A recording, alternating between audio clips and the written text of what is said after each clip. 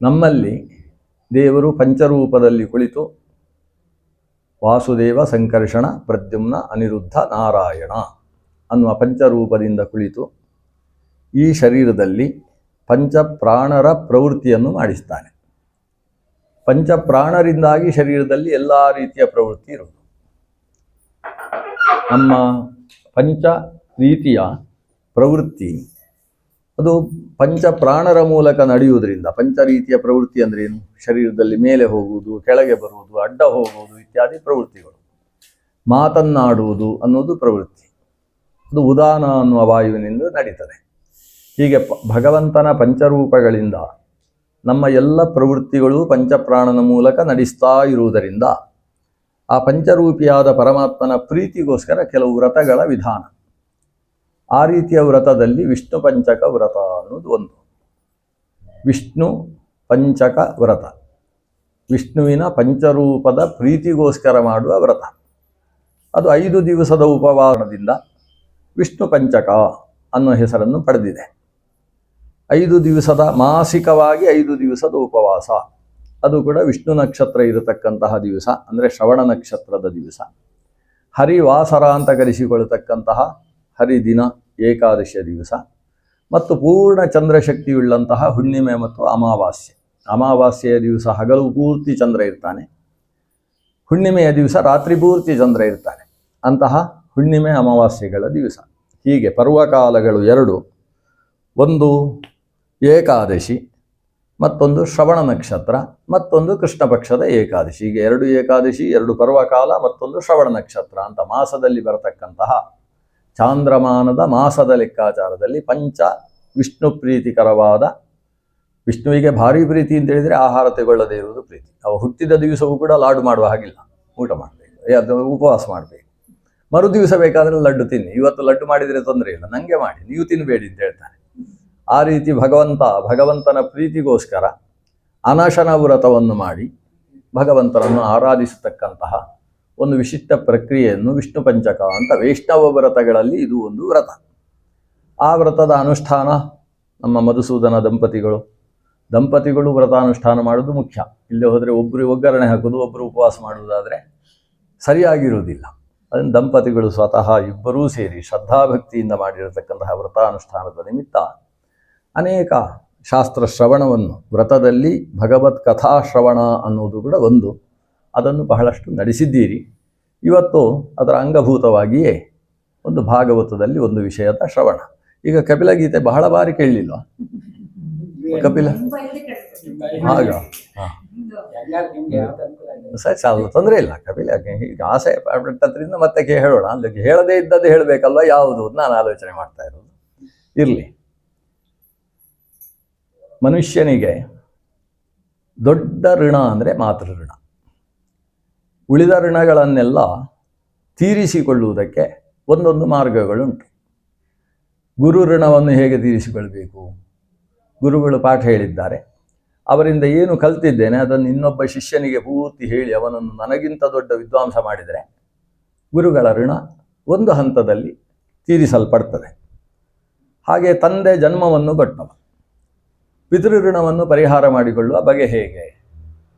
ಈತ ಒಂದು ಮದುವೆಯಾಗಿ ಪತ್ನಿಯನ್ನೂ ಚೆನ್ನಾಗಿ ನೋಡಿಕೊಂಡು ತನ್ನ ತಂದೆ ಪಿತಾಮಹ ಸ್ಥಾನಕ್ಕೆ ಹೋದಾಗ ಅವನಿಗೆ ಪಿಂಡದಾನ ಮಾಡುವುದಕ್ಕೆ ಅರ್ಹನಾದ ಸಂತಾನವನ್ನು ಪಡೆದರೆ ಪ್ರಜೆಯ ಪಿತೃಭ್ಯ ಅಂತ ಒಳ್ಳೆಯ ಸತ್ಸಂತಾನವನ್ನು ಪಡೆಯುವುದರಿಂದ ಪಿತೃಋಣವನ್ನು ಒಂದು ಹಂತದಲ್ಲಿ ನಾವು ಅಪಾಕರಣ ಮಾಡುವುದಕ್ಕೆ ಸಾಧ್ಯವಾಗ್ತದೆ. ಅಂದರೆ ಅವನು ಶ್ರಾದ್ದ ಹಾಕುವ ಹುಡುಗ ಆಗಬೇಕು, ಅವನೆಲ್ಲೋ ಪರದೇಶದಲ್ಲಿ ಹೋಗಿ ಕೂಡುವ ಹುಡುಗ ಆಗಬಾರ್ದು. ಆ ರೀತಿಯ ಸಂತಾನವನ್ನು ಪಡೆಯುವುದರಿಂದ, ಸತ್ಸಂತಾನವನ್ನು ಪಡೆಯುವುದರಿಂದ, ಅಂದರೆ ಶ್ರದ್ಧೆ ಬೇಕು. ಶಾಸ್ತ್ರ ಹೇಳಿದೆ, ಆದ್ದರಿಂದ ನಾನು ಕೊಟ್ಟಂತಹ ತರ್ಪಣಾದಿಗಳು, ಪಿಂಡ ಪ್ರದಾನಾದಿಗಳು, ಬ್ರಾಹ್ಮಣಾರಾಧನಾದಿಗಳು ನಮ್ಮ ಹಿರಿಯರಿಗೆ ಶ್ರೇಯಸ್ಸನ್ನುಂಟು ಮಾಡ್ತದೆ ಅನ್ನೋ ಶ್ರದ್ಧೆ. ಆ ಶ್ರದ್ಧಾಯುತವಾದ ಸಂತಾನವನ್ನು ಪಡೆಯುವುದರಿಂದ ಪಿತೃಋಣವನ್ನು ಒಂದು ಹಂತದಲ್ಲಿ ಮುಗಿಸಿಕೊಳ್ಳಬಹುದು. ಜಾಯಮಾನೋ ಹವೈ ಬ್ರಾಹ್ಮಣ ಸ್ತ್ರಿಭಿರ್ಣವಾ ಜಾಯತೆ ಅಂತ, ಹುಟ್ಟುವಾಗ ಅವನಿಗೆ 3 ಸಾಲ ಹೊತ್ತುಕೊಂಡೇ ಹುಟ್ಟಿರ್ತಾನೆ.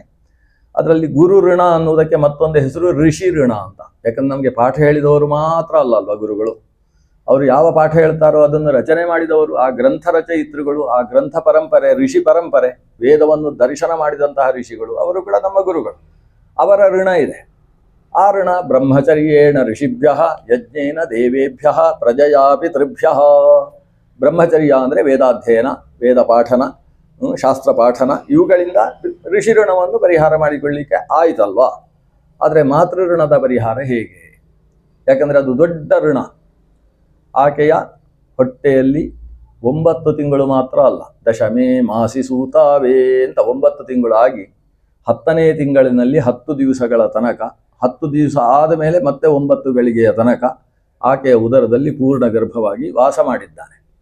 ಮನೆಯನ್ನು ಒದಗಿಸಿಕೊಟ್ಟವಳು. ಜೊತೆಗೆ ಹೊಟ್ಟೆಯಲ್ಲಿರುವಾಗ ಈಕೆ ಆ ಹೊಟ್ಟೆಯಲ್ಲಿರುವ ಮಗುವಿಗೆ ಖಾರ ಆಗಬಾರ್ದು ಅಂತ ಹೆಚ್ಚು ಖಾರ ತಿನ್ನುವುದಿಲ್ಲಂತೆ, ಹುಳಿ ತಿಂತಾಳೆ. ಖಾರ ಹೆಚ್ಚು ತಿನ್ನು ಮಗುವಿಗೆ ಎಲ್ಲಿಯಾದರೂ ಮೈ ಉರಿದ್ರೆ ಅಂತ. ಆ ಗರ್ಭವನ್ನು ತನಗಿಂತ ಹೆಚ್ಚು ರಕ್ಷಣೆ ಮಾಡ್ತಾಳೆ. ಅದಕ್ಕೆ ಭಾಗವತದಲ್ಲಿ ಉದಾಹರಣೆ ಉತ್ತರಾದೇವಿಯ ಪ್ರಸಂಗ. ಉತ್ತರಾದೇವಿಯ ಮೇಲೆ ಬ್ರಹ್ಮಶಿರಸ್ಸು ಅಶ್ವತ್ಥಾಮ ಪ್ರಯುಕ್ತವಾದದ್ದು ಬರ್ತಾ ಇದ್ದರೆ ಅವಳು ಕೃಷ್ಣನ ಹತ್ರ ಓಡಿ ಬರ್ತಾಳೆ. ನನ್ನ ಗರ್ಭದ ಮೇಲೆ ಇದು ಬೀಳ್ತಾ ಇದೆ, ನನ್ನನ್ನು ಬೇಕಾದ ಹಾಗೆ ಸುಡ್ಲಿ, ಆದರೆ ಗರ್ಭಕ್ಕೆ ತೊಂದರೆ ಆಗಬಾರ್ದು. ಕಾಮಂ ದಹತು ಮಾಂ ನಾಥ ಮಾಮೇ ಗರ್ಭೋ ನಿಪಾತ್ಯತಾಂ. ನನ್ನನ್ನು ಬೇಕಾದ ಹಾಗೆ ಸುಡ್ಲಿ, ಆದರೆ ನನ್ನ ಗರ್ಭಕ್ಕೆ ಪೆಟ್ಟಾಗದೇ ಇರಲಿ. ಒಬ್ಬಳು ತಾಯಿಯಾದವಳು ಆ ಗರ್ಭವನ್ನು ಅಷ್ಟು ಚೆನ್ನಾಗಿ ಸಂರಕ್ಷಣೆ ಮಾಡ್ತಾಳೆ. ಉಪನಿಷತ್ತು ಹೇಳ್ತದೆ, ನಾವು ವೇದಾಂತವನ್ನು ಓದಿ ಆ ಶಾಸ್ತ್ರಜ್ಞಾನವನ್ನು ಹೇಗೆ ಸಂರಕ್ಷಣೆ ಮಾಡಬೇಕು, ಹೇಗೆ ಇಟ್ಟುಕೊಳ್ಬೇಕು ಅಂದರೆ ಗರ್ಭ ಇವ ಸಂಭೃತೋ ಗರ್ಭಿಣೀಭಿ. ಗರ್ಭಿಣಿಯರು ಗರ್ಭವನ್ನು ಹೇಗೆ ಸಂರಕ್ಷಣೆ ಮಾಡ್ತಾರೋ ಹಾಗೆ ನಾವು ಜ್ಞಾನವನ್ನು ಸಂರಕ್ಷಣೆ ಮಾಡಬೇಕು ಅಂತ. ಅಂದರೆ ಗರ್ಭವನ್ನು ಹೊಟ್ಟೆಯಲ್ಲಿ ಯಾವ ತೊಂದರೆಯೂ ಆಗದೇ ಇರುವ ಹಾಗೆ ಧರಿಸಿದಂತಹ ತಾಯಿ ಅವಳು ಬಯಸ್ತಾ ಇರುವುದೇನೆಂದರೆ ಈ ಗರ್ಭದಲ್ಲಿರುವ ಮಗುವಿನ ಮುಖವನ್ನೊಮ್ಮೆ ನೋಡಬೇಕು ಅಂತ ಬಯಸ್ತಾ ಇರ್ತಾಳೆ. ಪ್ರಸವಕ್ಕೋಸ್ಕರ ಕಾತರಳಾಗಿರ್ತಾಳೆ. ಹಾಗೆ ನಾವೊಂದು ಶಾಸ್ತ್ರಜ್ಞಾನವನ್ನು ಪಡೆದ ಮೇಲೆ ಅದು ಮರೆತು ಹೋಗದೇ ಇರುವ ಹಾಗೆ ಜಾಗೃತೆ ಮಾಡಿ ಅದನ್ನು ರಕ್ಷಣೆ ಮಾಡ್ತಾ ಅದರ ಮುಖ ನೋಡಬೇಕು ಅಂತ ಬಯಸ್ಬೇಕಂತೆ. ನಾವು ಕಲ್ತದ್ರ ಮುಖ ನೋಡುವುದು ಹೇಗೆ? ಶಿಷ್ಯನಿಗೆ ಪಾಠ ಹೇಳಿದಾಗ ಶಿಷ್ಯನ ಮುಖ ಅರಳ್ತದಲ್ವಾ, ಅವನ ಮುಖ ನೋಡಬೇಕು. ಇನ್ನೊಬ್ಬರಿಗೆ ವಿದ್ಯೆಯನ್ನು ಕೊಟ್ಟು ಅವನನ್ನು ಅಂದರೆ ನಾವು ಏನು ಜ್ಞಾನವನ್ನು ಗರ್ಭದಲ್ಲಿ ಧರಿಸಿದ್ದೇವೆ ಅದನ್ನು ಮತ್ತೊಬ್ಬರಿಗೆ ಕೊಟ್ಟಾಗ ಅದರ ಪ್ರಸವವಾಯಿತು ಅಂತ ಅರ್ಥ. ಆ ರೀತಿಯಲ್ಲಿ ಜ್ಞಾನಿಯಾದವ ಇರಬೇಕು ಅಂತ ಉಪನಿಷತ್ತು ಹೇಳ್ತದೆ. ಹಾಗಾಗಿ ಗರ್ಭವನ್ನು ಧರಿಸಿ 9 ತಿಂಗಳ ತನಕ ಅದನ್ನು ಹೊತ್ತು ಆಮೇಲೆ ಪ್ರಸವ ವೇದನೆಯನ್ನು ಆನಂದದಿಂದ ಅನುಭವಿಸ್ತಾ, ಯಾಕಂದರೆ ಮಗುವಿನ ಮುಖ ನೋಡ್ತೇನೆ ಅಷ್ಟು ಪ್ರೀತಿಯಿಂದ ಹೆತ್ತು ಆ ಮಗುವನ್ನು ಆಮೇಲೆ ಒಂದು 6 ತಿಂಗಳು ಕಷ್ಟ, ಆಮೇಲೆ 6 ವರ್ಷ ಕಷ್ಟ. ಅಷ್ಟು ಸಮಯ ಆ ಮಗುವಿನ ಸಂರಕ್ಷಣೆ ಅದು ಗಂಡಸರಿಗೆ ಗೊತ್ತೇ ಆಗೋದಿಲ್ಲಂತೆ. ಶಾಸ್ತ್ರಕಾರರು ಹೇಳುವುದು, ಹೆಂಗಸರು ಹೇಳ್ತಾ ಇರ್ತಾರೆ ನಿಮ್ಗೇನು ಗೊತ್ತಾಗ್ತದೆ ನಿಮ್ಗೇನು ಗೊತ್ತಾಗ್ತದೆ ಅಂತ ಹೇಳ್ತಾ ಇರ್ತಾರೆ. ಆದರೆ ಶಾಸ್ತ್ರಕಾರರು ಹೇಳ್ತಾರೆ ಗಂಡಸರಿಗೆ ಆ ಕಷ್ಟವೇ ಗೊತ್ತಾಗೋದಿಲ್ಲಂತೆ.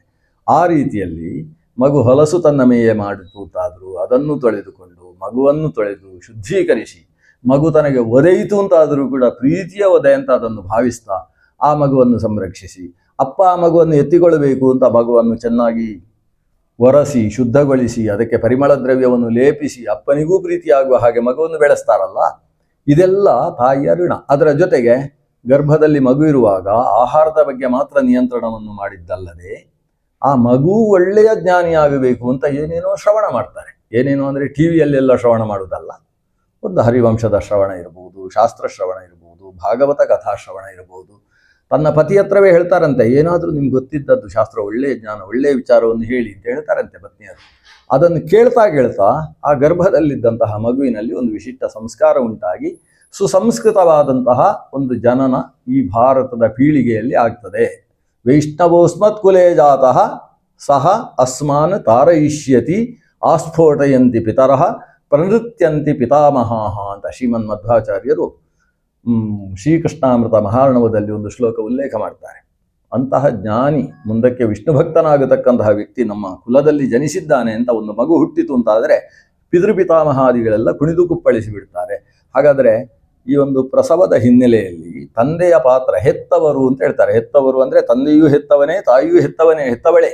ಆದರೆ ತಂದೆಯ ಹೆರುವಿಕೆ ಅನ್ನೋದು ತನ್ನ ಶರೀರದಲ್ಲಿ 3 ತಿಂಗಳು ಮಾತ್ರ ಇಟ್ಟುಕೊಂಡು ಅದನ್ನು ಮಾತೃ ಶರೀರದಲ್ಲಿ ಪ್ರವೇಶ ಮಾಡಿಸುವುದು ಮಾತ್ರ ಆತನ ಹೆರುವಿಕೆ. ಆದರೆ ಸ್ತ್ರೀ ಆ ಮಗುವಿಗೆ ತನ್ನ ರಕ್ತವನ್ನು ಹಂಚಿಕೊಂಡು ತನ್ನದ್ದೇ ಆದ ಗುಣಧರ್ಮಗಳ ಜೊತೆಗೆ ವಿಶಿಷ್ಟ ಜ್ಞಾನ ಬರುವುದಕ್ಕೆ ಬೇಕಾದಂತಹ ಕೆಲಸಗಳನ್ನು ಮಾಡಿರ್ತಾಳೆ ಅನ್ನುವ ಕಾರಣದಿಂದ ತಾಯಿಯ ಋಣ ಅದು ಸನ್ಯಾಸಿ ಆದರೂ ಬಿಡೋದು ಅಂತ. ಸನ್ಯಾಸಿ ಆದ ಮೇಲೆಯೂ ಕೂಡ ಉಳಿದವರಿಗೆ ನಮಸ್ಕಾರ ಮಾಡಬೇಕಾಗಿಲ್ಲ, ಅಪ್ಪನಿಗೂ ನಮಸ್ಕಾರ ಮಾಡಲಿಕ್ಕಿಲ್ಲ, ಅಪ್ಪನೇ ಸನ್ಯಾಸಿಗೆ ನಮಸ್ಕಾರ ಮಾಡಬೇಕು. ಆದರೆ ಸನ್ಯಾಸಿಯಾದವ ತಾಯಿ ಬಂದಾಗ ತಾಯಿಗೆ ನಮಸ್ಕಾರ ಮಾಡಬೇಕು, ಪ್ರದಕ್ಷಿಣೆ ಬಂದು ನಮಸ್ಕಾರ ಮಾಡಬೇಕಂತೆ. ಅಲ್ಲಿಯ ತನಕ ಮಾತೃ ಋಣ ಜೊತೆಗಿರ್ತದೆ. ಅಂತಹ ಋಣದ ಅಪಕರಣ ಹೇಗೆ ಮಾಡಬಹುದು ಮಗ ಅಂದರೆ ಅದಕ್ಕೆ ಒಂದು ಮಾರ್ಗ ಏನಂದರೆ, ಮಗ ಚೆನ್ನಾಗಿ ಭಾಗವತ ಓದಿ ಅಮ್ಮನಿಗೆ 89 ವರ್ಷ ಆದಮೇಲೆ ಅವಳಿಗೆ ಭಾಗವತ ಪ್ರವಚನ ಮಾಡಬೇಕು. ಇದು ಒಂದು ಮಾರ್ಗ.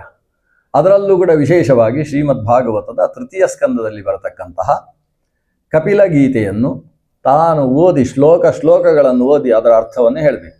ನಮ್ಮ ಭಾರತ ದೇಶದ ಮಕ್ಕಳೆಲ್ಲ ಹಾಗಾಗಬೇಕು ಅಂತಿರೋದು. ಸಂಸ್ಕೃತ ಅವರಿಗೆ ನಮ್ಮ ಭಾಷೆ ಆಗಬೇಕು. ನಮ್ಮ ಹುಟ್ಟು ಭಾಷೆ ಯಾವುದು? ಬ್ರಾಹ್ಮಣರ ಭಾಷೆ ಸಂಸ್ಕೃತ ಅಂತ. ಬ್ರಾಹ್ಮಣರ ಭಾಷೆ ಮಾತ್ರವಾ? ಸುಮ್ಮನೆ ಎಲ್ಲರೂ ಹೇಳಿದ್ದದು ಬ್ರಾಹ್ಮಣರ ಭಾಷೆ ಅಂತ ಮಾಡಿ ಅದನ್ನು ಕೆಳಗೆ ಹಾಕುವುದಕ್ಕೋಸ್ಕರ ಹೇಳಿದ್ದು. ನಿಜವಾಗಿ ಭಾರತ ದೇಶದ ಭಾಷೆ ಅದು. ಯಾಕಂದರೆ ಭಾರತ ಅನ್ನೋ ಹೆಸರೇ ಸಂಸ್ಕೃತ ಅಲ್ವಾ. ಭರತನಿಂದಾಗಿ, ಭರತನ ಮಗು ಅಥವಾ ಭರತನಿಂದಾಗಿ ನಿರ್ಮಿತವಾದಂತಹ ಒಂದು ವಿಶೇಷ ವ್ಯವಸ್ಥಾಪಿತವಾದ ಪ್ರದೇಶ ಭಾರತ ವರ್ಷ. ಹಾಗಾಗಿ ಈ ಭಾರತ ಅನ್ನೋ ಹೆಸರೇ ಅದಕ್ಕೆ ಇದನ್ನು ಈ ಸಂಸ್ಕೃತದ್ದಾಗಬಾರ್ದು, ಎಲ್ಲರದ್ದು ಭಾಷೆ ಅಲ್ಲ, ಅದು ಬರೀ ಬ್ರಾಹ್ಮಣರ ಭಾಷೆ, ಅದು ಮೃತ ಭಾಷೆ ಅಂತ ಮಾಡುವುದಕ್ಕೋಸ್ಕರ ಅದಕ್ಕೆ ಇಂಡಿಯಾ ಅಂತ ಹೆಸರಿಟ್ಟದ್ದು. ಇಲ್ಲಿ ಹೋದರೆ ಭಾರತ ಅಂತ ಅಷ್ಟು ಸುಂದರವಾದ ಹೆಸರಿದ್ದಾಗ ಈ ಪರದೇಶದವರು ಅದನ್ನು ಇಂಡಸ್ ನದಿಯ ಪಕ್ಕದಲ್ಲಿರುವಂಥದ್ದೆಲ್ಲ ಇಂಡಿಯಾ ಅಂತ ಯಾಕೆ ಮಾಡಬೇಕಿತ್ತು? ಬೇಕಾಗಿಲ್ಲ. ಸಿಂಧೂ ನದಿಯ ಕಾರಣದಿಂದ ಹಿಂದೂ ಅನ್ನೋ ಹೆಸರನ್ನು ಅದಕ್ಕೆ ಯಾಕೆ ಕೊಡಬೇಕಿತ್ತು? ಬೇಕಾಗಿರಲಿಲ್ಲ. ಭಾರತ ಅಂತಕ್ಕಂಥ ಶುದ್ಧವಾದ ನಾಮ ಸಾಕಿತ್ತಲ್ವ, ಇಲ್ಲಿದ್ದವರೆಲ್ಲ ಭಾರತೀಯರು ಅಂತ. ಆದ್ದರಿಂದ ಇಲ್ಲಿಯ ದೇಶದ ಭಾಷೆ ಅದು ಸಂಸ್ಕೃತ ಭಾಷೆ.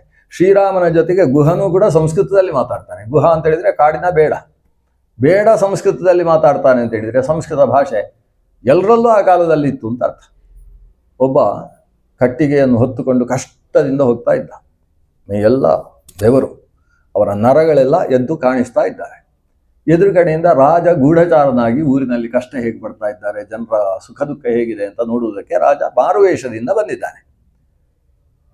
ಇವನನ್ನು ನೋಡಿ ರಾಜನಿಗೆ ಕನಿಕರ ಬಂತು. ಇಷ್ಟು ಕಷ್ಟಪಡಬೇಕಾಗ್ತದ ಹೊಟ್ಟೆಗೋಸ್ಕರ ಇವರು ಅಂತ ಕನಿಕರ ಬಂದಿದೆ. ಹೊಟ್ಟೆ ಎಲ್ಲ ಒಳಗೋಗಿದೆ ಪಾಪ, 2 ದಿವಸ ಊಟ ಮಾಡಿಲ್ಲ ಅಂತ ಅನಿಸ್ತಾ ಉಂಟು. ಅವನ ಹತ್ರ ರಾಜ ಕೇಳ್ತಾನೆ, ಭಾರಕ್ಕಿಂ ಬಾಧತೆ ಓಹೋ ಅಂತ ಕೇಳ್ತಾನೆ. ಏನು ನಿನಗೆ ಭಾರಕ್ಕಿಂ ಬಾಧತಿ ಅಂತ ಕೇಳ್ತಾನೆ. ನಿನಗೆ ಬಾಧೆ ಆಗ್ತಾ ಇದೆಯಾ ಮಗು ಇವನೇ ಅಂತ ಕೇಳ್ತಾನೆ. ಕೇಳಿದಾಗ ಅವನನ್ನು ಹೀಗೆ ದುರುಗಿಟ್ಟು ನೋಡ್ತಾನೆ. ನೋಡಿ ಹೇಳ್ತಾನೆ, ನನಗೆ ಭಾರ ಏನೂ ಸಮಸ್ಯೆ ಆಗ್ತಾ ಇಲ್ಲ, ನಿನ್ನ ಸಂಸ್ಕೃತ ಭಾಷೆ ಸಮಸ್ಯೆ ಆಗ್ತಾ ಉಂಟು ಅಂತ ಹೇಳ್ತಾನೆ. ಭಾರೋನ ಬಾಧತೆ ರಾಜನ್ ಬಾಧತಿಸ್ತು ಸುಬಾಧತೆ. ಕೇಳಿದ್ದೆ ಹೇಗೆ? ಭಾರಕ್ಕಿಂ ಬಾಧತಿ ಅಂತ ಕೇಳಿದ. ಸಂಸ್ಕೃತದಲ್ಲಿ ಬಾಧತಿ ಅಂತ ರೂಪ ಆಗೋದಿಲ್ಲ, ಬಾಧತೆ ಅಂತ ರೂಪ ಆಗ್ತದೆ. ಪರಸ್ಮೈಪದಿ ಧಾತು ಅದು ಭವತಿ ಭವತಿ ಅಂತ ಆಗ್ತದೆ. ಆತ್ಮನೇಪದಿ ಏನಾಗ್ತದೆ? ಭೂಯತೆ ಅಂತ ಕೊನೆಗೆ ಬರಬೇಕು. ಬಾಧತಿ ಅಂತ ಪ್ರಯೋಗಿಸಿದ ಅಂದರೆ ಬರೀ ವಿದ್ಯಾಪೀಠದಲ್ಲಿ 5-6 ವರ್ಷ ಮಾತ್ರ ಓದಿದ್ದಾನೆ ಅಂತ ಅರ್ಥ. ಸರಿಯಾಗಿ ಓದಿಲ್ಲ ಇವನಿಗೆ ಸಂಸ್ಕೃತದ ಪೂರ್ಣ ಜ್ಞಾನ ಇಲ್ಲ. ಆದ್ರಿಂದ ಬಾಧತಿ ಅಂತ ತಪ್ಪು ಪ್ರಯೋಗಿಸಿದ ಅಲ್ವಾ, ಅದು ಅವನಿಗೆ ಕಿರಿಕಿರಿ ಆಯಿತು. ಯಾರಿಗೆ? ಕಟ್ಟಿಗೆ ಹೊರತಕ್ಕಂತಹ ಒಬ್ಬ ಸಾಮಾನ್ಯ ವ್ಯಕ್ತಿಗೂ ಕೂಡ ಸಂಸ್ಕೃತ ಅಷ್ಟು ಚೆನ್ನಾಗಿ ಗೊತ್ತಿತ್ತು. ಭಾರಕ್ಕಿಂನ ಬಾಧತಿ ಅಂತ ಕೇಳಿದ್ರೆ ಅವ ಹೇಳೋದೇನು? ಭಾರೋನ ಬಾಧತೆ ರಾಜನ್, ನನಗೆ ಭಾರ ಅಂತ ಬಾಧೆಯನ್ನು ಕೊಡ್ತಾ ಇಲ್ಲ ರಾಜ, ಮತ್ತೇನು? ಬಾಧತಿಸ್ತು ಸುಬಾಧತೆ. ನಿನ್ನ ಬಾಧತಿ ಅನ್ನೋ ಶಬ್ದ ಪ್ರಯೋಗ ಇದೆ ಅಲ್ವಾ, ಅದು ನನಗೆ ಸಿಕ್ಕಾಪಟ್ಟೆ ಬಾಧೆ ಕೊಡ್ತಾ ಇದೆ. ಅದರಿಂದ ಸಂಸ್ಕೃತ ಭಾಷೆ ಅನ್ನೋದು ಸಾಮಾನ್ಯ ಜನತೆಯ ಭಾಷೆಯಾಗಿದ್ದಂತಹ ಒಂದು ಕಾಲ ಇತ್ತು.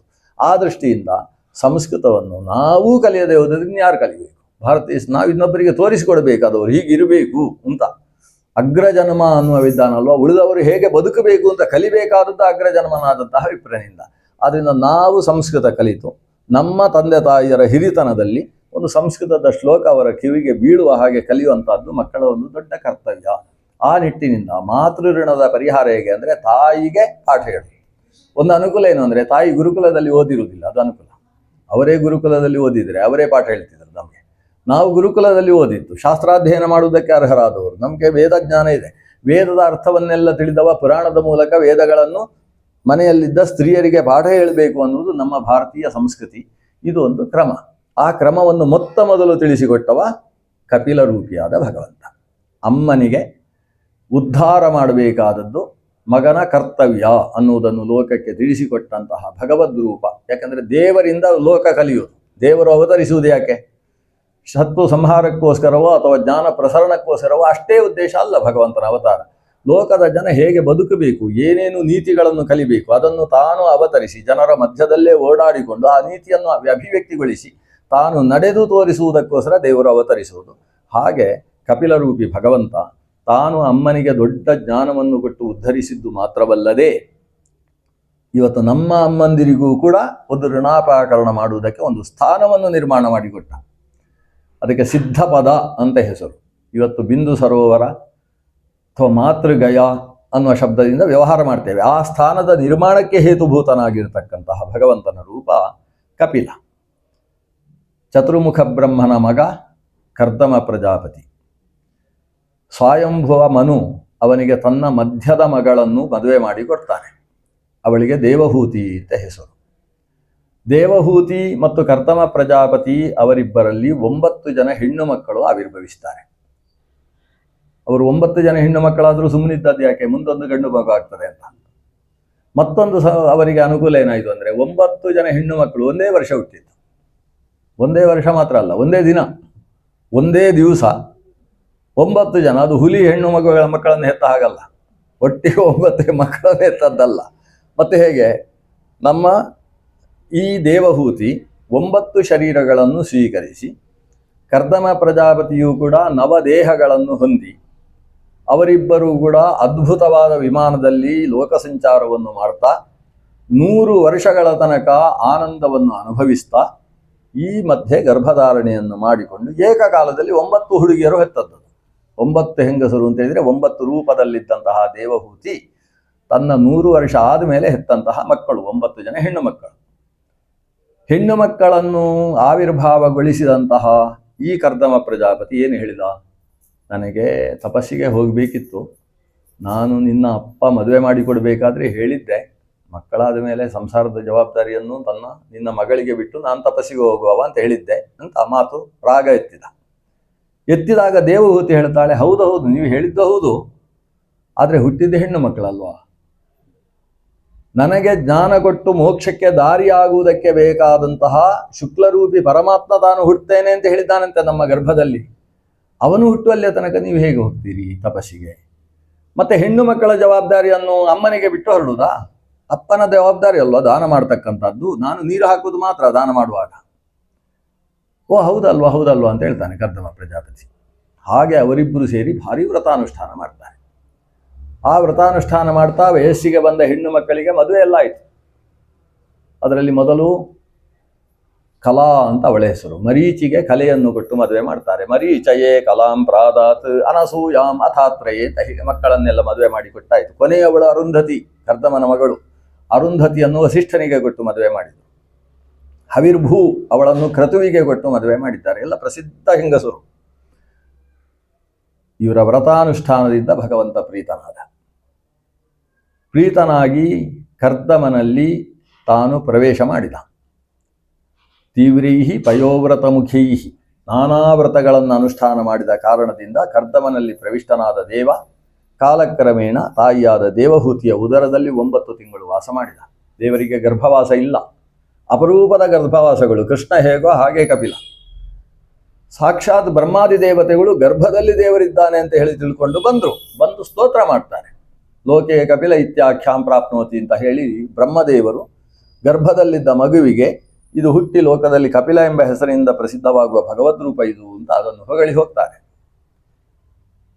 ಒಂದು ಶುದ್ಧವಾದ ಕಾಲದಲ್ಲಿ, ಪಂಚಗ್ರಹಗಳು ಉಚ್ಚದಲ್ಲಿರತಕ್ಕಂತಹ ಶುದ್ಧ ಕಾಲದಲ್ಲಿ ಭಗವಂತ ಜಜ್ಞೇ ಅಗ್ನಿರಿವ ದಾರುಣಿ ಕಾರ್ದಮಂ ವೀರ್ಯಮಾಪನ್ನಃ ಜಜ್ಞೇಗ್ನಿರಿವ ದಾರುಣಿ.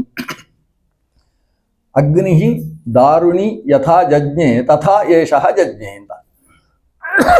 ಹೇಗೆ ಅರಣಿ ಮಥನ ಮಾಡಿತು ಅಂತಾದರೆ ಅದರಲ್ಲಿ ಅಗ್ನಿಯ ಆವಿರ್ಭಾವ ಆಗ್ತದೋ ಹಾಗೆ ಈ ದಂಪತಿಗಳ ಕಾರಣದಿಂದ ಭಗವಂತನ ಆವಿರ್ಭಾವ ಆಯಿತು. ಮೊದಲೇ ಇಟ್ಟಿದ್ದ ಚತುರ್ಮುಖ ಕೊಟ್ಟ ಹೆಸರು ಕಪಿಲ ಎಂಬ ಹೆಸರು. ಹಾಗಾಗಿ ಕಪಿಲ ಅಂತಲೇ ಲೋಕದಲ್ಲಿ ಪ್ರಸಿದ್ಧನಾದ. ಭಗವಂತ ಆವಿರ್ಭವಿಸಿದಾಗ ಮಗ ಹೊರಡಬೇಕು. ಈ ಕರ್ದಮ ಹೊರಡಬೇಕಿತ್ತಲ್ಲ ತಪಸ್ಸಿಗೆ, ಅವನು ಹೊರಡಲಿಲ್ಲ. ಕಪಿಲನೇ ಕೇಳ್ತಾನೆ, ತಾವು ತಪಸ್ಸಿಗೆ ಹೋಗ್ಬೋದು. ಅವನ ಆಲೋಚನೆ ಏನು, ನಾನು ತಪಸ್ಸಿಗೆ ಹೋಗಿ ಯಾರನ್ನು ದರ್ಶನ ಮಾಡಬೇಕು, ಅದು ಮನೆಯಲ್ಲೇ ಇರುವಾಗ. ಆದರೆ ಕಪಿಲ ಹೇಳ್ತಾನೆ, ನನ್ನನ್ನು ಹೀಗೆ ಕಣ್ಣಲ್ಲಿ ನೋಡಿ ಪ್ರಯೋಜನ ಇಲ್ಲ. ನನ್ನ ಅನುಗ್ರಹ ಆಗಬೇಕು ಅಂತ ಹೇಳಿದ್ರೆ ಒಳಗಿನಿಂದ ಕಾಣಬೇಕು. ಅದಕ್ಕೋಸ್ಕರ ತತ್ವೋಪದೇಶ ಕೊಡ್ತಾನೆ ಅಪ್ಪನಿಗೆ. ಅಪ್ಪ ಇವನಿಗೆ 3 ಪ್ರದಕ್ಷಿಣೆ ಹಾಕಿ 4ನೇ ಪ್ರದಕ್ಷಿಣೆಯಲ್ಲಿ ನಮಸ್ಕಾರ ಮಾಡಿ ತಾನು ಆತ್ಮಶ್ರೇಯಸ್ಸಿನ ಗತಿಗೋಸ್ಕರ ಕಾಡಿಗೆ ಹೋದ. ಈಗ ಅಷ್ಟು 7 ಅಂತಸ್ತಿನ ಮಹಾವಿಮಾನದಲ್ಲಿ ಇರುವುದಿಬ್ಬರೇ, ಅಮ್ಮ ಮತ್ತು ಮಗ. ಯಾಕಂದರೆ ಅಕ್ಕಂದಿರಿಗೆ 8-9 ಜನರಿಗೂ ಕೂಡ ವಿವಾಹ ಆಗಿದೆ. ಅವರೆಲ್ಲ ದೊಡ್ಡ ದೊಡ್ಡ ಸಂತಾನಗಳನ್ನು ಪಡೆದು ಚೆನ್ನಾಗಿದ್ದಾರೆ. ಇಲ್ಲಿ ಮಗ ಇದ್ದಾನೆ. ಈಕೆ ತನ್ನ ಆತ್ಮಶ್ರೇಯಸ್ಸಿನ ಬಗ್ಗೆ ಯೋಚನೆ ಮಾಡ್ತಾ ಇದ್ದಾಳೆ. ತನ್ನ ಪತಿ ಶ್ರೇಯಸ್ಸಿಗೆ ಹೊರಟಾಯಿತು, ನನ್ನ ಶ್ರೇಯಸ್ಸು ನಾನೇ ಮಾಡಬೇಕಲ್ವಾ. ಯಾಕಂದರೆ ಮದುವೆಯ ದಿವಸ ಅವನೇ ಹೇಳಿದ್ದೆಷ್ಟು, ಧರ್ಮೇಚ ಅರ್ಥೇಚ ಕಾಮೇಚ ನಾತಿಚರಾಮಿ, ಮೋಕ್ಷದ ವಿಷಯವನ್ನು ಹೇಳಲೇ ಇಲ್ಲ. ಹಾಗಾದರೆ ಮೋಕ್ಷ ಅವರವರೇ ಸಾಧನೆ ಮಾಡಬೇಕು, ನನ್ನ ಮೋಕ್ಷ ಸಾಧನೆ ನಾನೇ ಮಾಡಬೇಕು. ಹಾಗಾಗಿ ನಾನು ಮೋಕ್ಷದ ಸಾಧನೆ ಮಾಡುವುದು ಹೇಗೆ? ಮಗ ಕೂತಿದ್ದಾನೆ, ಕೂತಲ್ಲಿಗೆ ಅಮ್ಮ ಬರ್ತಾಳೆ. ಬಂದು ಮಗನಿಗೆ ನಮಸ್ಕಾರ ಮಾಡುವುದು ಸರಿಯಲ್ಲ ಅಂತ ಗೊತ್ತು ಅವಳಿಗೆ. ಹಾಗೆ ಒಳಗಿನಲ್ಲೇ ಅದೇ ಕಪಿಲನನ್ನು ಚಿಂತನೆ ಮಾಡ್ತಾ ಒಳಗಿನಿಂದ ನಮಸ್ಕಾರ ಮಾಡ್ತಾಳೆ.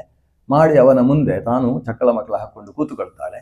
ಕೂತುಕೊಂಡು ಕೇಳ್ತಾಳೆ, ಬಿಡುಗಡೆಗೆ ದಾರಿ ಯಾವುದು ಅಂತ ಕೇಳ್ತಾಳೆ.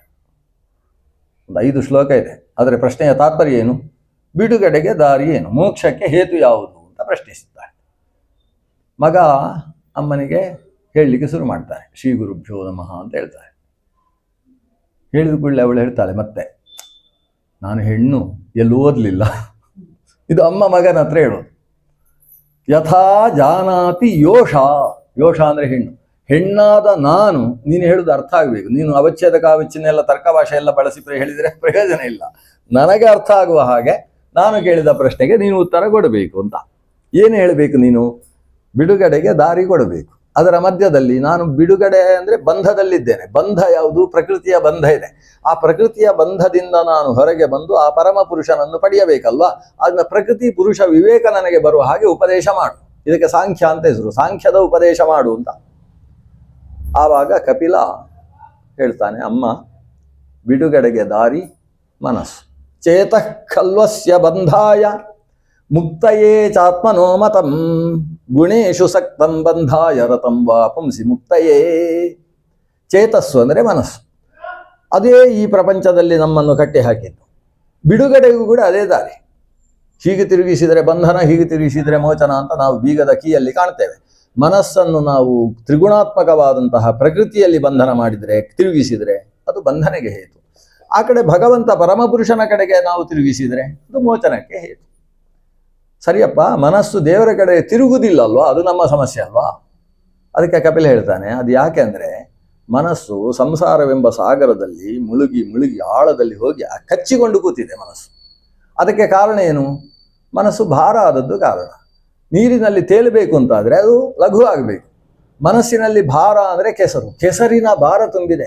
ಹೇಗೆ ಒಂದು ಬೋರೆ ಹಣ್ಣಿನ ಮೇಲೆ ನಾವು ಮಣ್ಣಿನ ನಾನಾ ಕೆಸರಿನಲ್ಲಿ ಮುಳುಗಿಸಿ ಒಣಗಿಸಿ ಮತ್ತೊಮ್ಮೆ ಕೆಸರಿನಲ್ಲಿ, ಕೆಸರಲ್ಲದೆ ಹೋದರೆ ಮಾವಿನ ಸೀಕರಣೆ ಆಗುವುದು, ಸೀಕರಣೆಯಲ್ಲಿ ಮುಳುಗಿಸುವುದು ಒಣಗಿಸುವುದು, ಮತ್ತೊಮ್ಮೆ ಮುಳುಗಿಸುವುದು ಒಣಗಿಸುವುದು ಅಂತ 10 ಸಲ ಮಾಡಿದರೆ ಆಮೇಲೆ ನೀರಿನಲ್ಲಿ ಹಾಕಿದರೆ ಮುಳುಗುತ್ತಲ್ವ. ಅದು ಕೆಸರಿನಿಂದ ತುಂಬಿದಂತಹ ಒಂದು ಬೋರೆಕಾಯಿ ಸ್ವತಃ ತೇಲುವ ಸಾಮರ್ಥ್ಯ ಇದ್ದರೂ ಕೂಡ ಆ ಕೆಸರಿನಿಂದಾಗಿ ಹೇಗೆ ನೀರಿನಲ್ಲಿ ಮುಳುಗ್ತದೋ ಹಾಗೆ ಮನಸ್ಸು ಅದು ಕಾಮ, ಕ್ರೋಧ, ಲೋಭ, ಮೋಹ, ಮದ, ಮಾತ್ಸರ್ಯಗಳೆಂಬಂತಹ ಈ ಕೆಸರಿನಿಂದ ತುಂಬಿಕೊಂಡ ಕಾರಣದಿಂದ ಸಂಸಾರದಲ್ಲಿ ಮುಳುಗಿದೆ. ಆ ಕೆಸರು ತೆಗೆಯುವ ಕೆಲಸ ಆಗಬೇಕು. ಸರಿ, ಅದನ್ನು ಹೇಗೆ ತೆಗೆಯುವುದು? ಮನಸ್ಸನ್ನು ಶುದ್ಧೀಕರಿಸುವುದು ಹೇಗೆ? ಅಹಂ ಮಮಾಭಿಮಾನೋತ್ಥೈಹಿ ಕಾಮಕ್ರೋಧಾದಿಭಿರ್ಮಲೈಹಿ ವೀತಂ ಯದಾ ಮನಃಶುದ್ಧಂ ಅದುಃಖಂ ಅಸುಖಂ ಶಿವಂ. ಕಾಮಕ್ರೋಧಾದಿ ಮಲವನ್ನು ತೆಗೆಯುವ ಕ್ರಮ ಹೇಗೆ ಅಂದರೆ, ಕಾಮಕ್ರೋಧಾದಿಗಳು ಅಹಂಕಾರ ಮಮಕಾರದಿಂದ ಹುಟ್ಟಿದ್ದು. ನಾನು ನಾನು ನನ್ನದು ನನ್ನದು ಅನ್ನುವ ಭಾವ ಇಲ್ಲಿ ಸಮಸ್ಯೆ ಮಾಡಿದ್ದು. ಅಂದರೆ ಈ ಶರೀರದಲ್ಲಿ ನಾನು ಎಂಬ ಭಾವ, ಶರೀರಕ್ಕೆ ಸಂಬಂಧಿಸಿದವರಲ್ಲಿ ನನ್ನದು ಎಂಬ ಭಾವ, ಈ ಅಭಿಮಾನವನ್ನು ತ್ಯಾಗ ಮಾಡಿದರೆ ನಿನ್ನ ತಾನಾಗಿ ಕಾಮಕ್ರೋಧಾದಿಗಳು ದೂರ ಆಗ್ತದೆ. ಯಾಕಂದರೆ ಯಾವುದು ತುಂಬ ಬೇಕು ಅನಿಸುತ್ತೋ ಅದನ್ನು ಯಾರಾದರೂ ಅಪಹರಿಸಿದರೆ ಸಿಟ್ಟು ಬರುವುದು. ಅಥವಾ ಯಾವುದು ಬೇಕು ಅಂತ ಅನಿಸಿತೋ ಅದು ಎಷ್ಟು ಪ್ರಯತ್ನ ಪಟ್ಟರು ಸಿಗದೆ ಹೋದರೆ ಸಿಟ್ಟು ಬರುವುದು. ಕ್ರೋಧಾದಿಗಳೆಲ್ಲವೂ ಕೂಡ ಕಾಮ ಮೂಲಕವಾಗಿದೆ. ಅದು ಸಿಕ್ಕಿದ ಮೇಲೆ ಇನ್ನೊಬ್ಬರು ಅದನ್ನು ಉಪಯೋಗಿಸಬಾರದು ಅಂತಕ್ಕಂಥ ಲೋಭ, ಎಲ್ಲಕ್ಕೂ ಮೂಲ ಕಾರಣವಾದದ್ದು ಅಭಿಮಾನ. ಆ ಅಭಿಮಾನವನ್ನು ತ್ಯಾಗ ಮಾಡಬೇಕಪ್ಪ. ಅಪ್ಪ ಅಲ್ಲ, ಅಮ್ಮ ತ್ಯಾಗ ಮಾಡಬೇಕಮ್ಮ ಅಂತ ಹೇಳ್ತಾಳೆ. ಹೇಳಿದರೆ ಇವಳು ಹೇಳ್ತಾಳೆ, ಕಾಮಾದಿ ತ್ಯಾಗ ಹೇಗೆ ಸಾಧ್ಯ ಆಗ್ತದೆ? ಇದು ನನ್ನದು ನನ್ನದು ಅಂತ ನಿನ್ನನ್ನು ನೋಡಿದ್ರೇನೆ ನನ್ನ ಮಗು ಅನಿಸುತ್ತೆ. ನೀನು ಪಾಠ ಹೇಳುವಾಗಲೂ ನಿನ್ನ ತುಟಿ ಹೇಗೆ ಅಲಗುತ್ತೆ ನಾನು ನೋಡ್ತಾ ಕೂತೇನೆ. ಜ್ಞಾನ ಸರಿಯಾಗಿ ಒಳಗೆ ಹೋಗ್ತಾ ಇಲ್ಲ. ಹೇಗೆ ಅದನ್ನು ಪಡೆಯುವುದು ನಾನು? ಅದಕ್ಕೆ ಅವನು ಹೇಳ್ತಾನೆ, ಅಮ್ಮ ಇದಕ್ಕೆಲ್ಲ ಆಸಕ್ತಿ, ಅತ್ಯಾಸಕ್ತಿ ಅನ್ನೋದು ಕಾರಣ ಆಗಿದೆ ನೋಡು. ಅದಕ್ಕೆ ಸಂಘ ಅಂತ ಶಾಸ್ತ್ರದಲ್ಲಿ ಹೆಸರು. ಸಂಘವನ್ನು ಬಿಡಬೇಕು. ಬರೀ ಸಂಘ ಅಲ್ಲ, ನಿನ್ನಲ್ಲಿರುವುದು ಪ್ರಸಂಗ, ಇನ್ನೂ ಸೇರಿಸಿದರೆ ಅಧಿಕ ಪ್ರಸಂಗ. ಪ್ರಸಂಗ ಮಜರಂ ಪಾಶಂ ಆತ್ಮನಃ ಕವಯೋ ವಿದುಹು ಸಯೇವ ಸಾಧುಷು ಕೃತಃ ಮೋಕ್ಷದ್ವಾರಮಪಾವೃತಂ. ಸಂಘವನ್ನು ತ್ಯಾಗ ಮಾಡಬೇಕು. ಅದು ಅಜರಪಾಶ, ಎಲ್ಲ ಕಡೆಗೆ ಕಟ್ಟುವಂಥದ್ದೇ ಈ ಸಂಘ. ಅದನ್ನು ಬಿಡಬೇಕು. ಬಿಡಲಿಕ್ಕೆ ಆಗುವುದಿಲ್ಲ ಅಂತಾದರೆ ಸಚ್ಛಾಸ್ತ್ರದ ಬಗ್ಗೆ, ಸಜ್ಜನರ ಬಗ್ಗೆ ನಮ್ಮ ಸಂಘವನ್ನು ಬೆಳೆಸಬೇಕು. ಸಜ್ಜನರ ಸಂಘ, ಸಾಧು ಸಂಘ ಅಂತ ನಡೆಯಿತು ಅಂತಾದರೆ ಅದು ಈ ದುಸ್ಸಂಗಗಳ ನಿವೃತ್ತಿಗೆ ಹೇತುವಾಗ್ತದೆ. ಹಾಗಾದರೆ ಸದ್ಗುಣಗಳ ಬಗ್ಗೆ, ಸತ್ಶಾಸ್ತ್ರಗಳ ಬಗ್ಗೆ, ಸಜ್ಜನರ ಬಗ್ಗೆ ನಮ್ಮ ಆಸಕ್ತಿಯನ್ನು ಬೆಳೆಸಿಕೊಳ್ಳೋಣ. ಈಗ ಇವಳಿಗೊಂದು ಸಮಸ್ಯೆ ಉಂಟು. ಸಜ್ಜನರು, ಸಾಧುಗಳು ಅಂದರೆ ಯಾರು ಅಂತ ಒಂದು ಪ್ರಶ್ನೆ ಉಂಟು. ಅದಕ್ಕೆ ಕಪಿಲ ಹೇಳ್ತಾನೆ, ಕೇವಲ ಹೊರಗಿನಿಂದ ನೋಡಿ ಒಬ್ಬ ಸಾಧು ಅಂತ ತೀರ್ಮಾನಿಸುವುದಲ್ಲ. ಅವನ ಪುಂಡ್ರದಿಂದಾಗಲಿ, ಅವನ ಕೈಯಲ್ಲಿ ಹಿಡಿದಿರತಕ್ಕಂಥ ದಂಡದಿಂದಾಗಲಿ, ಅಥವಾ ಆತ ಹುಟ್ಟಿರತಕ್ಕಂತಹ ಕಾವಿ ಬಟ್ಟೆ ಎಂಬ ಕಾರಣದಿಂದಾಗಲಿ ಒಬ್ಬ ವ್ಯಕ್ತಿ ಸಾಧು ಅಂತ ನಾವು ನಿರ್ಧರಿಸುವುದಕ್ಕಾಗುವುದಿಲ್ಲ. ಮತ್ತೆ ಏನು? ತಿತಿಕ್ಷವ ಕಾರುಣಿಕ ಸುಹೃದ ಸರ್ವದೇಹಿನಾಂ ಅಜಾತ ಶತ್ರವ ಶಾಂತ ಸಾಧವ ಸಾಧುಭೂಷಣ ಅಥವಾ ಸಾಧುಭಾಷಣ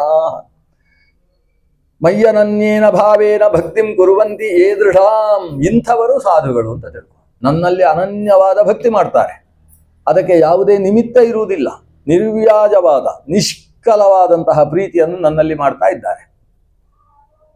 ಜೊತೆಗೆ ದೊಡ್ಡವರಿಂದ ಏನಾದರೂ ಅವರಿಗೆ ಸಮಸ್ಯೆ ಆದರೆ ಸಿಟ್ಟು ಮಾಡಿಕೊಳ್ಳುವುದಿಲ್ಲ. ತಿತಿಕ್ಷ, ತಾಳುವಿಕೆ ಅನ್ನೋದು ಅವರ ಸ್ವಭಾವ ಆಗಿ ಹೋಗಿದೆ. ಚಿಕ್ಕವರಿಂದ ಏನಾದರೂ ತೊಂದರೆ ಆದರೆ ಅಯ್ಯೋ ಪಾಪ ಅಂತ ಅವರ ಮೇಲೆ ಕರುಣೆಯನ್ನು ಬೀರ್ತಾರೆ. ಸಮಸ್ಕಂದರ ಮೇಲೆ ಸೌಹಾರ್ದ ಭಾವದಿಂದ ವ್ಯವಹರಿಸ್ತಾರೆ. ಹೀಗೆ ತಿತಿಕ್ಷೆ, ಸುಹೃದ ಸರ್ವದೇಹಿನಾಂ, ಜೊತೆಗೆ ಕಾರುಣಿಕ. ಇಷ್ಟೇ ಅಲ್ಲ, ಅಜಾತ ಶತ್ರವ, ಯಾರನ್ನೂ ಶತ್ರು ಅಂತ ಭಾವಿಸುವುದಿಲ್ಲ. ಮತ್ತೆ ಪ್ರತಿಯೊಬ್ಬರೂ ಕೂಡ ಮಾಡುವುದು ಒಳ್ಳೆದ್ದಕ್ಕೋಸ್ಕರ ಅಂತಲೇ ಭಾವಿಸ್ತಾರೆ. ಏನು ಸಮಸ್ಯೆ ಆದರೂ ಆಗುವುದೆಲ್ಲ ಒಳ್ಳೆದ್ದಕ್ಕೆ ಎನ್ನುವ ಭಾವವೇ ಇರ್ತದೆ. ಅವನಿಗೊಬ್ಬನಿಗೆ ಬೆರಳು ಕಡಿದು ಹೋದ್ರು ಒಳ್ಳೆದ್ದಕ್ಕೆ ಅಂತ ಭಾವನೆ ಬಂತಲ್ಲ. ದೇವರು ಮಾಡುವುದೆಲ್ಲ ಒಳ್ಳೆಯದೇ ಅಂತ. ಬೆರಳು ಕಡಿದ ಮೇಲೆ ಅವನನ್ನು ಒಂದ್ಸಲ ಕಾಡಿನಲ್ಲಿ ಅವ ಮಲಗಿರುವಾಗ ಅವನನ್ನು ಬಲಿ ಕೊಡುವುದಕ್ಕೆ ಕರ್ಕೊಂಡು ಹೋದ್ರಂತೆ. ಎಲ್ಲ ನೋಡುವಾಗ ಬೆರಳು ಸರಿ ಇಲ್ಲ, ಬಲಿಗಾಗುವುದಿಲ್ಲ ಅಂತ ಬಿಟ್ಟು ಕಳಿಸಿದ್ರಂತೆ. ಹಾಗಾದರೆ ಬೆರಳು ತುಂಡಾದದ್ದು ಕೂಡ ಒಳಿತಕ್ಕೆ ಆಗ್ತದೆ. ಯಾವುದು ಯಾವ ಕಾರಣದಿಂದ ನಮ್ಮ ಒಳಿತಿಗೆ ಅನ್ನೋದು ನಮಗೇನು ಗೊತ್ತಿಲ್ಲ ಅಲ್ವಾ. ಆಗುವುದೆಲ್ಲ ಒಳಿತಿಗೆ ಅನ್ನುವ ಭಾವದಿಂದ ಮನುಷ್ಯ ಬದುಕಬೇಕು. ಆಗ ಅವನಿಗೆ ಯಾರೂ ಶತ್ರು ಅಲ್ಲ, ಅವನ ಅಜಾತ ಶತ್ರು. ಯುಧಿಷ್ಠಿರನ ಹಾಗೆ. ನಮ್ಮಲ್ಲಿ ಅಟಲ್ ಬಿಹಾರಿ ವಾಜಪೇಯಿಯನ್ನು ಅಜಾತ ಶತ್ರು ಅಂತ ಎಲ್ಲರೂ ಕೊಂಡಾಡ್ತಾರಲ್ಲ. ಅದ್ರ ಹಿಂದೆ ಏನು ಅಂದರೆ ಪ್ರತಿಯೊಬ್ಬ ವ್ಯಕ್ತಿಯು ಮಾಡುವುದು ಒಳ್ಳೆಯದಕ್ಕೋಸ್ಕರ ಅಂತ ಭಾವನೆ ಇರಬೇಕಲ್ಲ. ಆ ರೀತಿಯ ಭಾವದಲ್ಲಿ ಇರಬೇಕು. ಅವನು ಸಾಧು. ಶಾಂತಾಹ, ಜೊತೆಗೆ ಯಾವುದೇ ವಿಷಯಕ್ಕೆ ಉದ್ವೇಗಕ್ಕೆ ಬರಬಾರ್ದು. ಪ್ರತಿಯೊಂದು ವಿಷಯವನ್ನು ಕೂಡ ವಿಮರ್ಶಿಸಿ ಭಗವತ್ ಪ್ರೇರಿತವಾಗಿ ನಡೆದಿದೆ, ನನ್ನ ಜನ್ಮಾಂತರದ ಕರ್ಮ ಇದಕ್ಕೆ ಕಾರಣ, ನನಗೆ ತೊಂದರೆ ಆಯಿತು ಅಂತೇಳಿದರೆ ಅದರಲ್ಲಿ ನನ್ನ ಪಾಲು ಇಲ್ಲದೆ ನನಗೆ ತೊಂದರೆ ಆಗುವುದಕ್ಕೆ ಸಾಧ್ಯ ಇಲ್ಲ, ಮತ್ತೊಬ್ಬರದ್ದೇ ತಪ್ಪು ಅನ್ನುವ ಭಾವವನ್ನು ಬಿಟ್ಟು ಪ್ರತಿಯೊಂದನ್ನು ವಿವೇಚನೆ ಮಾಡತಕ್ಕಂತಹ ಶಾಂತಿ, ಟೆನ್ಷನ್ಲೆಸ್ನೆಸ್ ಅನ್ನುವುದು ಕೂಡ ಸಾಧುಗಳ ಲಕ್ಷಣ. ಜೊತೆಗೆ ಸಾಧವ ಸಾಧು ಭಾಷಣ, ಮಾತಾಡುವಾಗ ಮತ್ತೊಬ್ಬರಿಗೆ ಉದ್ವೇಗವಾಗುವ ಹಾಗೆ ಮಾತಾಡುವುದಿಲ್ಲ. ಅನುದ್ವೇಗಕರಂ ವಾಕ್ಯಂ ಸತ್ಯಂ ಪ್ರಿಯಹಿತಂಚ ಯತ್ ಅಂತ ಗೀತೆಯಲ್ಲಿ ಹೇಳಿದ ಹಾಗೆ ಉದ್ವೇಗವನ್ನು ಮತ್ತೊಬ್ಬರಿಗೆ ಹುಟ್ಟಿಸದೇ ಇರತಕ್ಕಂತಹ ಶಾಂತವಾದ, ಪ್ರಿಯವಾದ, ಆದರೆ ಮುಂದಕ್ಕೆ ಹಿತವನ್ನು ಕೊಡತಕ್ಕಂತಹ ಮಾತುಗಳು, ಇದನ್ನು ಆಡತಕ್ಕಂಥವರು. ಜೊತೆಗೆ ಸಾಧು ಭೂಷಣ, ಅವರ ಆಭರಣ ಬಟ್ಟೆ ಧರಿಸಬೇಕಾದರೂ ಕೂಡ ಇನ್ನೊಬ್ಬರಿಗೆ ಕಿರಿಕಿರಿ ಆಗುವಂಥದ್ದು. ಕರ್ರಗಿನ ಬಟ್ಟೆಯಲ್ಲಿ ಬೆಳ್ಳಗಿನ ಗೀಟುಗಳಿರುವ ಬಟ್ಟೆ ಎಲ್ಲ ಹಾಕೋದಿಲ್ಲ. ನೋಡಿದರೆ ಪ್ರೇತದ ಹಾಗೆ ಕಾಣಿಸುವ ಹಾಗೆ, ನಮ್ಮ ಯಕ್ಷಗಾನದಲ್ಲಿ ಪ್ರೇತಗಳ ವೇಷ ಆಗುವುದು ಹಾಗೆ, ಕಪ್ಪು ಬಟ್ಟೆ ಹಾಕಿ ಬಿಳಿ ಗೀರು ಹಾಕಿದರೆ ಅದು ಪ್ರೇತ. ಹಾಗೆಲ್ಲ ಹಾಕೋದಿಲ್ಲ. ಅವನು ಸಾಧು ಭೂಷಣ. ಬಿಳಿಯಾದ ಬಟ್ಟೆಯನ್ನು ಅಥವಾ ಕೇಸರಿಯಾದ ಬಟ್ಟೆಯನ್ನು ಅಥವಾ ಅರಶಿನ ಬಣ್ಣದ ಪೀತವಸ್ತ್ರ, ಪೀತಾಂಬರಂ ಅಂತಹ ಬಟ್ಟೆಯನ್ನು ಧರಿಸ್ತಾನೆ ಹೊರತು ಆತ ಅತಿ ಕಡುವಾದ ಕೆಂಪಾಗಲಿ ಅತಿ ಕಪ್ಪು ಬಟ್ಟೆಯನ್ನಾಗಲಿ ಅಂತಹದ್ದನ್ನು ಧರಿಸುವುದಿಲ್ಲ. ಅಂಥವರನ್ನು ಸಾಧುಗಳು ಅಂತ ಕರಿಬೇಕು. ಸಾಧವ ಸಾಧು ಭೂಷಣ. ಇಂತಹ ಸಾಧುಗಳ ಸಂಘ ಮಾಡಬೇಕು. ಸತಾಂ ಪ್ರಸಂಗಾತ್, ಮಮ ವೀರ್ಯ ಸಂಪದೋ ಭವಂತಿ ಹೃತ್ಕರ್ಣ ರಸಾಯನ ಕಥಾಃ. ಸಜ್ಜನರಲ್ಲಿ ವಿಶೇಷವಾದ ಸಂಘ ಇದ್ದಾಗ ಅವರ ಮಾತು, ನಡೆ, ನುಡಿ ಮತ್ತು ಅವರ ಪ್ರದೇಶದಲ್ಲಿರತಕ್ಕಂತಹ ಒಂದು ರೀತಿಯ ಅನುಕಂಪನ, ವೈಬ್ರೇಷನ್ ಅಂತ ಕರಿತೀವಿ, ಅದರ ಪರಿಣಾಮದಿಂದಾಗಿ ನಮ್ಮ ಮನಸ್ಸು ಶಾಂತ ಸ್ಥಿತಿಯಲ್ಲಿರ್ತದೆ. ಜೊತೆಗೆ ಭಗವಂತನ ಕಥೆ ನಿರಂತರ ಕಿವಿಗೆ ಬೀಳ್ತಾ ಇರ್ತದೆ. ಅದು ಕೂಡ ಹೃತ್ಕರ್ಣ ರಸಾಯನಾಹ ಕಥಾಹ. ಅದು ಮನಸ್ಸಿಗೂ ರಸಾಯನ, ಕಿವಿಗೂ ರಸಾಯನ. ರಸಾಯನ ಅಂದರೆ ಟಾನಿಕ್ ಅಂತ ಅರ್ಥ, ಶಕ್ತಿಯನ್ನು ತುಂಬಿಸ್ತಕ್ಕಂಥದ್ದು. ಅಂಥ ಕಥಾಶ್ರವಣ ಆಗ್ತಾ ಇದ್ದ ಹಾಗೆ ನಮ್ಮ ಮನಸ್ಸು ದೇವರ ಕಡೆಗೆ ಬಗ್ತದೆ. ಭಕ್ತಿ ಎಂಬ ರಸ ಮನಸ್ಸಿನಲ್ಲಿ ಸುರಿತದೆ. ರಸದಿಂದ ಆರ್ದ್ರವಾದಾಗ ಮನಸ್ಸು ಬಗ್ಗುತ್ತೆ, ಇಲ್ಲಿ ಹೋದರೆ ಬಗ್ಗುವುದಿಲ್ಲ. ಮನಸ್ಸು ಯಾವತ್ತು ನೆಟ್ಟಗಿರುವುದು, ಒಂದು ಬಿದಿರಿನ ಕೋಲಿನ ಹಾಗೆ.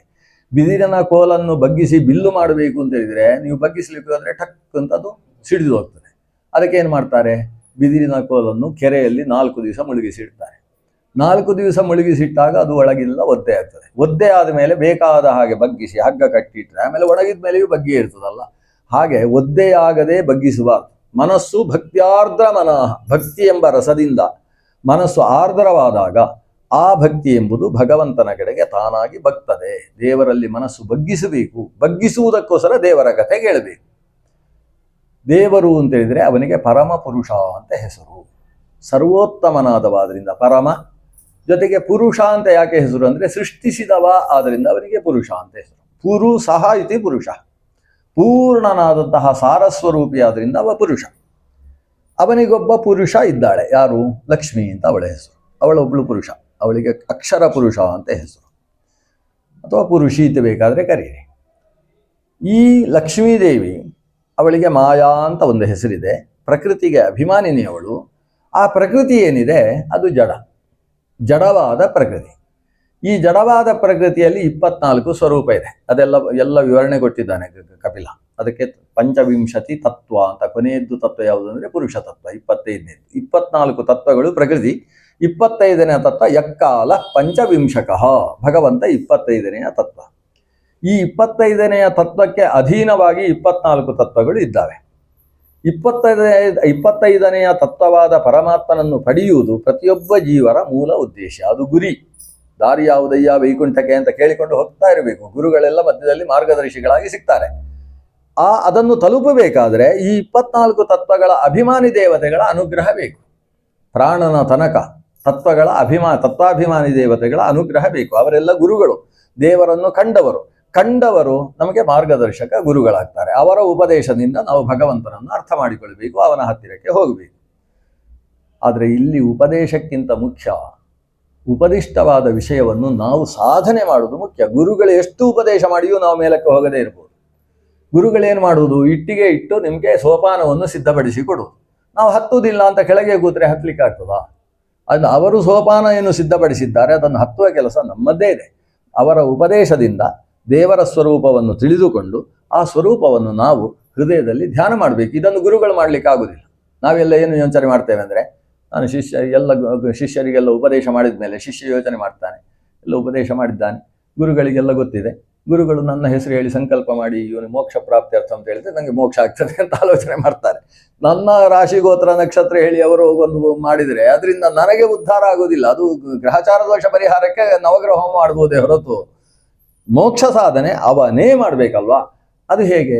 ಧ್ಯಾನಂ ನಿಶ್ಚಿತ ತತ್ವ ನಿಶ್ಚಯ ಮಾಡಿಕೊಂಡಂತಹ ವ್ಯಕ್ತಿ ಹೃದಯದಲ್ಲಿ ಧ್ಯಾನ ಮಾಡಬೇಕು. ಧ್ಯಾನ ಮಾಡುವುದಕ್ಕೋಸ್ಕರ ಸಮಯ ಆಯಿತು.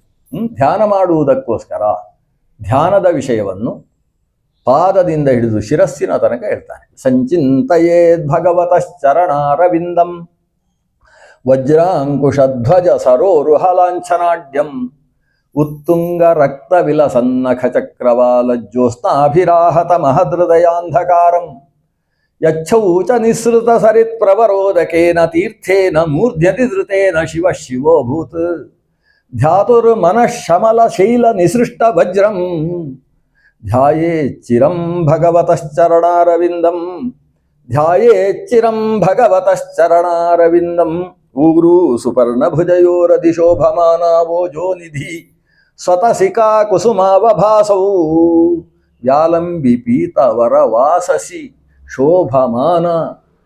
ಆ ಭಗವಂತನ ಪಾದದಿಂದ ಹಿಡಿದು ಶಿರಸ್ಸಿನ ತನಕ ಒಂದೊಂದು ಅವಯವವನ್ನು ಹೇಗೆ ಧ್ಯಾನಿಸಬೇಕು ಅಂತ ಲೆಕ್ಕಾಚಾರ ಹಾಕಿ ಮನಸ್ಸಿಗೆ ಭಕ್ತ್ಯಾರ್ದ್ರತೆ ಉಂಟಾಗುವುದಕ್ಕೆ ಬೇಕಾಗುವ ರೀತಿಯಲ್ಲಿ ಅದರ ಮಹತ್ವವನ್ನು ವರ್ಣಿಸ್ತಾ ಭಗವಂತನ ಇಡೀ ಸ್ವರೂಪವನ್ನು ಶಾಂತವಾಗಿ ಪಾದವನ್ನು ಮಾತ್ರ ಧ್ಯಾನ ಮಾಡು, ಆಮೇಲೆ ಅವನ ಜಾನು ಪರ್ಯಂತ, ಆಮೇಲೆ ಕಟಿ ಪರ್ಯಂತ, ಆಮೇಲೆ ಕೊನೆಗೆ ಮುಖ, ದೃಷ್ಟಿ, ಕೈಯಲ್ಲಿರುವ ಶಂಖಚಕ್ರ ಗದಾಪದ್ಮ ಎಲ್ಲ, ಕೊನೆಗೆ ಎಲ್ಲವನ್ನು ಒಟ್ಟು ಸೇರಿಸಿ ನೀನು ಅಖಂಡವಾದ ಧ್ಯಾನವನ್ನು ಮಾಡು.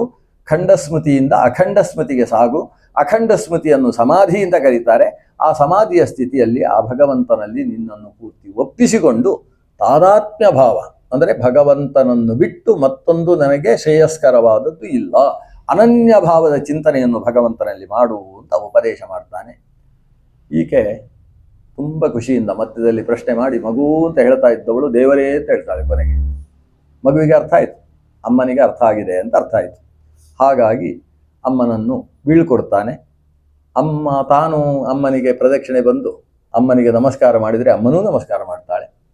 ಇವನು ಉತ್ತರದ ಕಡೆಗೆ ಆಸುರಿ ಅಂತ ಶಿಷ್ಯನಿಗೆ ಉಪದೇಶ ಮಾಡುವುದಕ್ಕೋಸ್ಕರ ಹೊರಟ. ಸಾಂಖ್ಯ ಮಾಸುರಯೇ ಪ್ರಾದಾತ್ ಅಂತ ಸಾಂಖ್ಯ ಯೋಗ ಉಪದೇಶ ಮಾಡಲಿಕ್ಕೆ ಇಲ್ಲಿ ತಾಯಿ ತಾನು ಪದ್ಮಾಸನ ಹಾಕಿಕೊಂಡು ಈತ ಹೇಳಿದ ಧ್ಯಾನ ಪದ್ಧತಿಯಲ್ಲಿ ಧ್ಯಾನ ಮಾಡ್ತಾ ಮಾಡ್ತಾ ತನ್ನ ಶರೀರವನ್ನು ನದಿಯಾಗಿ ಹರಿತಾಳೆ. ತಾನು ಮೋಕ್ಷವನ್ನು ಐದುತ್ತಾಳೆ. ಹೀಗೆ ಅಮ್ಮನಿಗೆ ಮೋಕ್ಷವನ್ನು ಕೊಟ್ಟ ಸಿದ್ಧಪದ ಅನ್ನುವ ಕ್ಷೇತ್ರವನ್ನು ನಿರ್ಮಾಣ ಮಾಡಿದಂತಹ ಪುಣ್ಯಕೀರ್ತಿ ಅದು ಕಪಿಲ ರೂಪಿಯಾದ ಪರಮಾತ್ಮನದ್ದು. ಅಂತಹ ಕಪಿಲನ ಅನುಗ್ರಹದಿಂದ ಸಮಗ್ರರಿಗೂ ಶ್ರೇಯಸ್ಸಾಗಲಿ. ವಿಶೇಷವಾಗಿ ನಾವು ಮಾಡಿದಂತಹ ವಿಷ್ಣು ಪಂಚಕ ವ್ರತ ಪೂರ್ಣವಾಗಲಿ. ಭಗವಂತ ಅದರಿಂದ ಇನ್ನಷ್ಟು ಅನುಗ್ರಹವನ್ನು ಮಾಡಿ ಆತ್ಮಿಕವಾದ ಶ್ರೇಯಸ್ಸನ್ನು, ಆಧ್ಯಾತ್ಮಿಕ, ಆದಿಭೌತಿಕ, ಆದಿದೈವಿಕ ತಾಪತ್ರಯ ನಿರಸನ ಪುರಸ್ಸರ ಆತ್ಮಶ್ರೇಯಸ್ಸನ್ನು ಕರುಣಿಸಲಿ ಅಂತ ಭಗವಂತನಲ್ಲಿ ಪ್ರಾರ್ಥನೆ ಮಾಡ್ತೇನೆ. ಶ್ರೀಕೃಷ್ಣಾರ್ಪಣಮಸ್ತು. ಅಕ್ಷಯಂ ಕರ್ಮ ಯಸ್ಮಿನ್ ಪರೇ ಸರ್ಪಿತಂ ಪ್ರಕ್ಷಯಂ ಯಾಂತಿ ದುಃಖಾನಿ ಯನ್ನಾಮತಃ. ಅಕ್ಷರೋ ಯೋಜರಸ್ರವದೀವಾಮೃತಃ ಕುಕ್ಷಿಗಂ ಯಸ್ಯ ವಿಶ್ವಂ ಸದಾ ಜಾದಿಕಂ ಪ್ರೀಣಯಾಮೋ ವಾಸುದೇವಂ. ದೇವತಾ ಮಂಡಲ ಖಂಡಮಂಡನಂ ಪ್ರೀಣಯಾಮೋ ವಾಸುದೇವಂ.